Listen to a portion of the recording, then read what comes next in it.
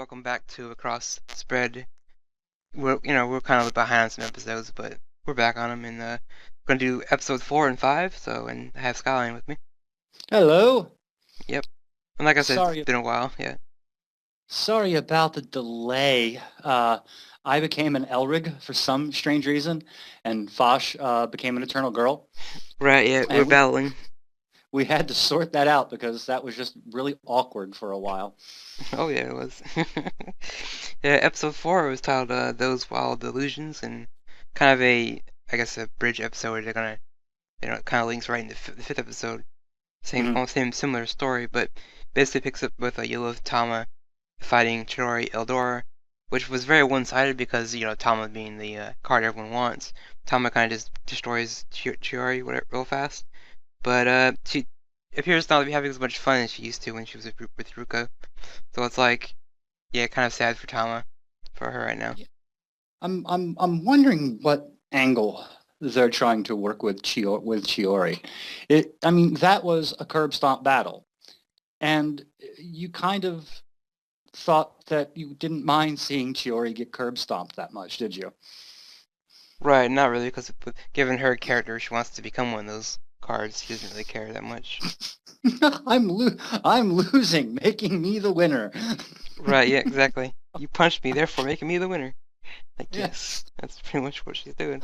Oh my God. And that'll be the thing to change everything. She'll Right, become yeah. an Alrig, discover all the secrets and just blab them out there, and then the rest of the gang will just fix everything up from there. Yeah, that's pretty much true. And since we have Tama beat the Chura real fast, Lilith tells Ruko, if you want Tama back, you got to battle. And this right now, Tama isn't really looking forward to that. She actually tells Ruko not to do it because she doesn't want Hmm. to fight her friend. That makes sense. I mean, those two they did get pretty close when they're together. So Hmm. and That yeah, and good. it's pretty obvious, as they wrapped up the second and third episodes that she does not want to battle with Iona. There's an incredible trust issue there that they have to overcome first. Right, yeah, and it's pretty much what you said. There's a trust issue between the two of them. And Shiori, after they fight, I mean, she mentions something about a novel she's been reading. That experiment, I guess it basically explains the story behind WIXOSS, which is the White Garden. And they're trying to find out who wrote the original story. And it's like, if they wrote the original story, maybe they know how all this stuff works. And that's the next part of the plot. They try to find the writer for this novel. Yeah, they mentioned they dropped the novel, or they dropped the hint of the novel back in the first series during Shiori's face-off with Yuzuki. And I always wondered why they didn't follow up on that. And now it's kind of obvious that they probably just thought it was a market tie-in. What does this writer know? And you know, just can easily dismiss it. We've got important things in our mind. Our friend is going to turn into a card or something like that. Right, so it's like she had to be inspired by to write the story from someone, so that, I mean, it's a pretty good lead to jump on. It's like you just said, why didn't they do it earlier? Which, yeah, I guess maybe at the time they didn't really think much about it because they're like, oh, the wishes, that's easy. And then they finally figured the truth and they're like, oh, wait, it's not Yeah, so good. and they've got, without Ruko wanting to actually get involved in battle and get to the bottom of it, Uh-huh. they have really no other leads to follow up on, do they? Right, yep, that's true. And so they found the original writer. Her name was Futase Fumio. And I guess she, like I said, being the original writer, she had to be inspired by something or knows the truth. Or, when I first heard about it, I was like, is she the human form of Mayu? Like maybe Mayu, was once human. This is the girl who wrote the book to get people interested in the game. And, that's a good way to get, kind of like Cube, how he does the contract. So get them to read this Exactly. book and get them interested, get them hooked. That was kind of Or interesting. maybe not the book used so much as a hook, but as the book being like creating a larger culture around the game, keeping them fixed in it. Right, make a fan base so that people get interested. You know, Yeah, for a generation or more, there was no Star Wars films. But my goodness, there were comic books and novels. right, that's true. And so they send her an email, and they eventually get a chance to meet her, and they see her face to face, and they're not. I guess she's not what they expected. They expected something else, and she's this like teenage girl who is probably no older than them, but then I guess she wrote the book. And we learn more about her next week. But yeah, she's so they question her if they know Mayu, and she obviously knows the White Room and all that, but there's more mystery behind her character. Yeah, in anime land, a teenager can become a successful light novelist. Right, it's true. It's true. And after we get all this with the novel writer, we get, you still have Lilith still messing with Akira, and she plans to use Akira for something later on, which I'm assuming is going to be, battle Ruko, get her to battle me more, or whatever. And yeah, so that's pretty much what Akira's doing still. She's still around. I think she's kind of setting her up as like the lieutenant, the dragon, as they call it on TVTropes.com, or like a mini boss before her. Right, that makes sense. Yeah, get Akira to Because be man, aggressive again. Yeah, because she was pretty, she's hard. pretty whipped.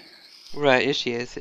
Because in the scene they show, she's kind of like on her bed waiting for her, and she's like crawling to her, like just like a lost Hmm. puppy. She just can't live without Lilith right now. She just can't cope without being without her. Oh yeah.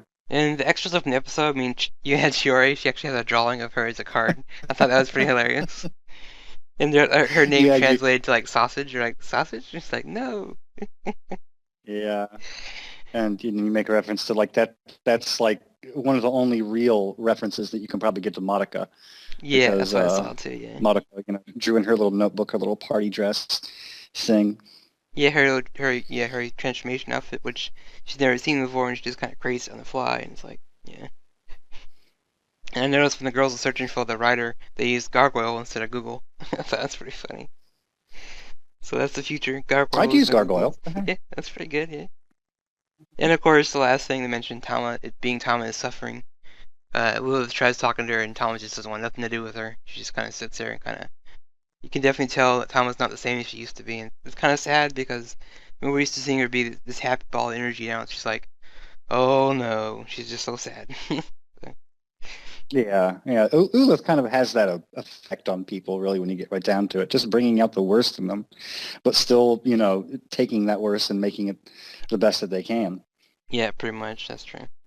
And on to episode 5, the This Impatient Awakening. It's got a kind of weird title. But yeah, it picks back up with Futase, kind of explains to the girls about the book, and she basically tells them, if you want to know the truth, information about it, you gotta battle me. And Chiori kind of steps up like, Yep. I'll do it. And Riko's just like, no, you already lost like 2 matches. We don't want you to lose again. And so this puts Riko in kind of a bind. She kind of has no choice but to fight, and she's kind of like, I don't want to do it, but I guess Iona kind of pushes her to do it. Like, you kind of gotta do it. You want to know the information, the truth. So that they kind of fight. Yeah, and that is interesting because the battle that they had, Iona is starting to change her character around a little bit. She's starting to come just a little bit, whereas, the past previous episodes, she wanted to have nothing to do with, Ruko's state of mind. Now she's starting to change a little bit. I'm starting to see that in her. She's starting to think, what am I doing here? Yeah, I kind of agree on that. Even like like you said, during the middle of the fight, she kind of tells Ruko that if you're not taking this fight serious, how do you expect to save everyone in Tama? If you're just Mm, kind of doing it half-assed, you're just like you're not as exactly. Use yeah. Yeah, you don't have the tool you want, but you gotta have the tool you gotta use the tool you have. Right, and that's how I was kind of saying with I think episode 3 when they're doing that back and forth about if she wants to fight or not fight. It's kind of like you're gonna have to fight whether you like it or not. So, there's no way Hmm. getting around it. And yeah, so again, like Iona just feels Ruko's not giving her all. She's like, you're just not. If you want to win this, you gotta actually put some force into it. And eventually, like Ruko does give in and kind of does start taking it serious. And she actually pushes Ruko to level 5, which is I guess rare in the lacrosse world. So it's like even it shocks the other girl. She's like, what, level 5? Like they. I know. It wouldn't be an anime, would it? It wouldn't be an anime unless they were able to push ahead to past the limits that no one knew existed in the first place. Yeah, it's that Dragon Ball Z trope there. There's always another higher level, always. Yeah, it probably has a lot to do with a game tie-in, which I have to admit 100% complete ignorance on. I know that's kind of, shocking to someone who covered the last season of the Hmm. show and who is currently covering this season to have practically no knowledge. But, I stand on the fact that the adaptation or whatever it's called, the story version has to have its own story. It can't make callbacks to complete its story to another source. You know, none of us are playing Bahamut, and we're covering that show, I guess. Yeah, and, it's, for me, it always surprises me when you take something like a card game and basically build an anime around it and kind of make it Hmm. successful and interesting. But yeah, and so yeah, level 5 is a thing now in this series, and I was thinking, they have a few railgun actors in this series. I'm like, oh my god, JC Staff, I forgot. So it's more of them Oh doing yeah. their this increase the level thing. And you would think, I mean, Uh-huh. I would think Aino would be surprised at this. She was kind of just like, oh, cool, L5. She didn't really say much about it. She's like, eh. Like, it didn't surprise her at all. That's kind of funny. Naturally, I'm the person that's going to push all limits. Yeah, she's like, this is nothing. I can go higher than this. Or, yeah. Anyway, but we get, after the fight, Futase is kind of like, well, good job, you won. Slowly starts explaining things to the girls at the White Room and a little bit more at the end, but we learn that Futase is not really the real Futase, it's someone else. In fact, she's known as, I Hmm. guess, Fumio, which, now that I realize saying her name, her first and last names, both girls combined, I was like, oh, okay, that makes sense now. So, where her name's at. But yeah, I guess the Hmm. human form kind of lacked the confidence when she was a writer and she was going through problems and she had problems at home. Her parents were arguing and fighting. And when she got this card the first time, she didn't want to battle. She was just like, it's not for me. Like she was doing other things, like pursuing her career, I guess, Hmm. or what do you want to call it, her dream. And Hmm. eventually she's pushed to the point where she has to fight, kind of like Ruko right now. Well, Ruko doesn't want to fight, but she's kind of has to. She has no choice. So that's kind of interesting to see You know, that. she tried to win a writer's prize or a debut and all that, and she failed at doing it, which I know from personal experience is a very sad, frustrating, insane occasion. And yeah, so she's kind of back. She's not necessarily back against the wall. She has a choice. She doesn't have to play this game to be able to achieve her wishes. She can just try again. If she's that talented, then she'll win. And so this seems kind of like a trope they call water from the poisoned chalice. I mean, it's like you won the cup, but it's kind of some of the curse, some of the taint is kind of set in. Right, makes sense, yeah. And we do the whole thing where they fight enough battles, they win a lot of fights, and they eventually come to the time where they get to grant the wish, and they do the same thing. I think Yukio or whatever her name is went to the same thing where she switched bodies with her card, and you have all that. So Fumio kind of like just took the other girl's dream and kind of I guess made it hers, and helped her Hmm. achieve it by I guess publishing it all, which she obviously got published because the girls are reading the book, so it was kind of interesting flashback. I mean, we get like a rush down story of a basically a cross characters, so it's kind of interesting. I liked it. It neatly encapsulated everything that the series was about. Like even showing how, inherently wrong some of the wishing structure is, and how perverse the Eternal Girl thing is, without telling you what you're exactly you signed up for. Right? And Yeah. it's kind of almost positive in a way, much more positive than what's happening with Yuzuki Right. Yeah. in that Yuzuki. fashion. Plus she's an Elrig and she's writing what she knows, so good for her. Right, and she's got the background for that. So. And after all that, we get I guess we learn that Mayu kind of mentions something about a girl in black, and Fumio I guess assumes that that's Iona, or yeah Iona, that she's the girl in black, and Iona's kind of not really talking about it. She's kind of quiet the entire time, and I think that certainly fits because even the card that she's in, the background's kind of black, so it's like it would actually fit that, Hmm. that's actually her. Even when we had Lilith in that card, it was the same background. So Yeah, and she played a primarily black deck when she was a player, right, so that makes sense as well.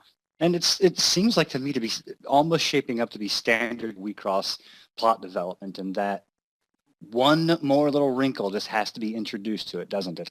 right, You yeah, thought you knew all the stuff, all the events have passed, and now you're working on familiar territory, and now they introduce boom these two new terms to you. yeah. Because So it's a they're they're they're, they're running along at good speed. yeah, because it's a funny turn of events. You got Ruko. She's kind of token good girl of the series, and then she's paired up with Hmm. this dark card that's supposed to be the bad guy of the series. And then the flip side, you Hmm. have Lilith, who's the dark character, the human character, and she's paired with the light Tama. So it's like you get this like you know yin yang thing between both these characters that they're both kind of light and dark, and it's like you know who'd be paired up with each other. Like you would assume Luna and Lilith would be a pair because they're both very similar in personality, but it's just interesting to me that they kind of put them up together like that. Yeah, I like the mix. Yeah. So I mean, it's pretty cool. And then the extra from the episode, Iona surprisingly has a lot of fan service for being a card.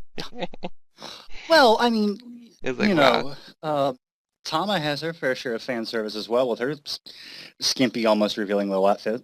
So there's plenty to go around. Oh, right. That's true. That's very much true. And then Futase has a great design. I liked her, like the hair and that covered in one eye. It's like kind of that emo look, but yeah. Yeah. Well, I was looking at that initially as a standard character design for a person that has, monocular vision. They see things one way. Right. That's true, yeah. I was assuming that was like, because I think Mayu has the same kind of hairstyle, I think she does, Hmm. but that's why I assumed that was part of her human form, but yeah. And I have to mention that her legs, she has the Zeta rope one, the Futase characters, like, damn, these characters.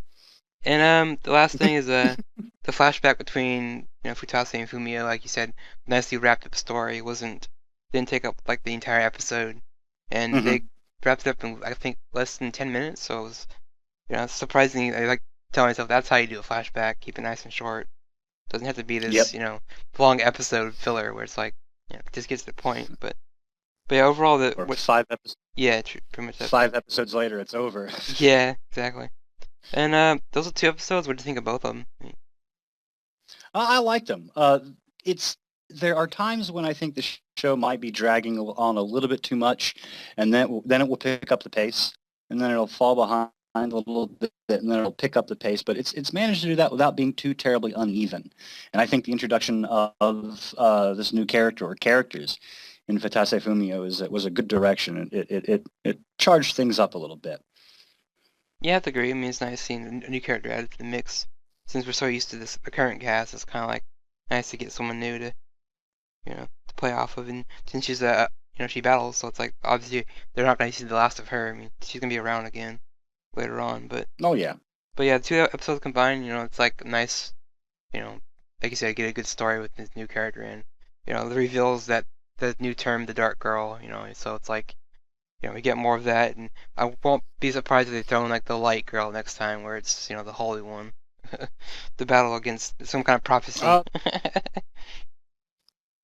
going on with their oddball naming conventions, they have as episode 6 that existence is dark black because dark black. That's darker than dark, isn't it? Yeah, Blacker than black.